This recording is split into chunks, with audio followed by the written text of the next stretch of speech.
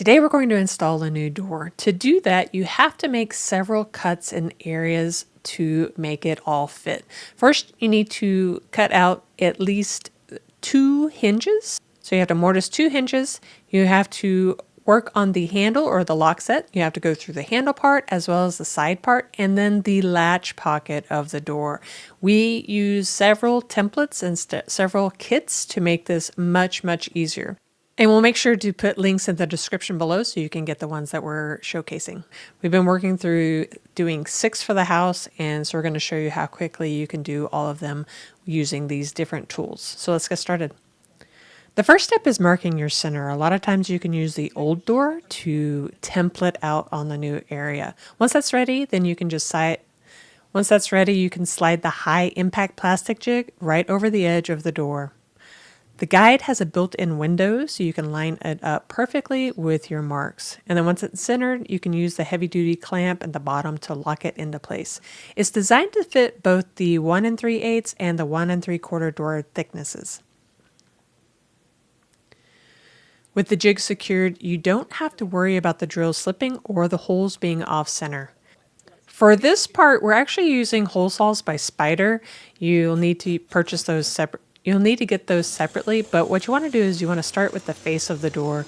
The jig can act as a pilot guide, and this keeps the bit perfectly level. It also keeps it steady speed, so that you want to let the teeth do all the work, so don't try to force it too hard.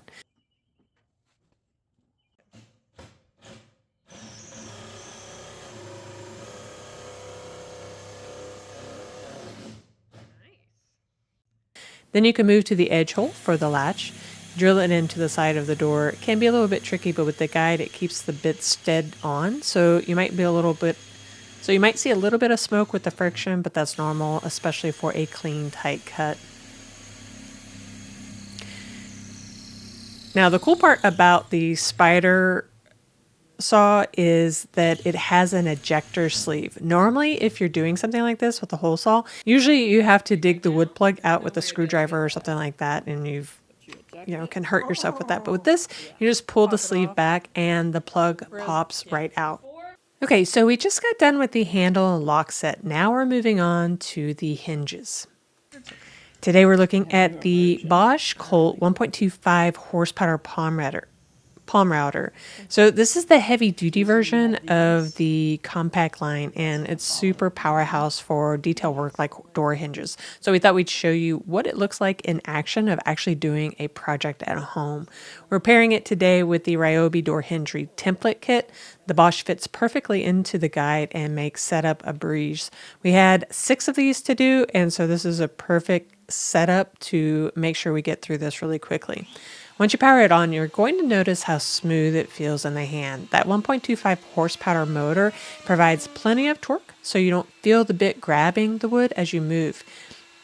Plus, it has a constant response circuitry.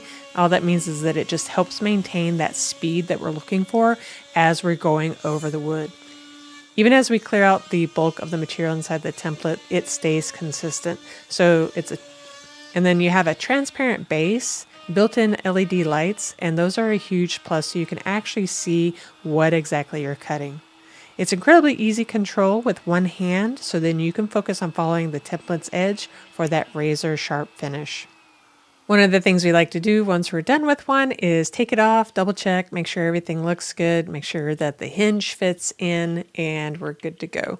Then we can do the other 2. This particular door requires 3 hinges, so we're going to do this 2 more times. After finishing those 3 door hinges, now we're moving on to the latch pocket area of the door. So today we're using the Ryobi router latch mortiser to make a 5-minute job out of what could be a 20-minute job if you're just using a regular chisel. So the secret here is to align the insert first. It slides directly into your pre-drilled latch hole, so you make sure that the template perfectly fits and centered every single time. Then we can tighten the jig and make it steady so you don't have to worry about it shifting mid-cut. And this is great if you're working on a standard interior door, or if you need a thicker exterior one, you just line up the markings for a 1 3/8 or a 1 3/4 to match your project. The jig even helps you set your router depth. So you can place your router base against the side of the mortiser and adjust your bit so that you make sure that it's always the depth level that you need. This makes sure that your latch plate will sit perfectly flush with the door's surface. Now, just put your router into the template and follow the guide. The plastic walls keep your bit exactly where it needs to be. This prevents any overcutting or messy edges.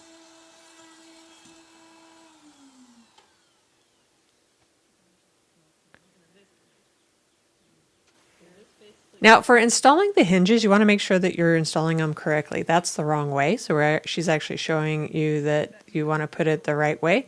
You can tell by having the pin at the top goes to the top of the door, and then the bottom goes to the bottom. So once you put that in, we have a bit that we use that starts the drill so that it doesn't, when you put a screw in, it doesn't go off center and gets all cattywonk with the hinge. This just starts it up and makes it way easier and smoother and nicer fit for all the screws in the hinge. So with those handful of tools, you are able to cut out everything you need for the hinge, the latch, and the door, and it makes it much easier to install.